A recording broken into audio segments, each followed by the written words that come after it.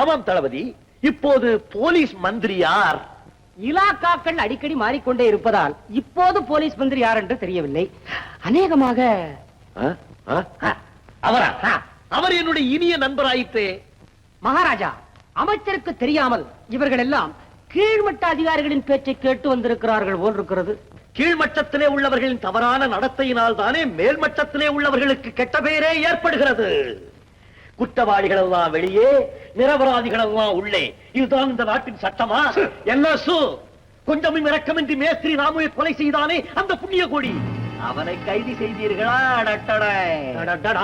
புண்ணிய கோட்டிய மேஸ்திரி ராமுவ கொலை செஞ்சான என்னையா வளர்ற?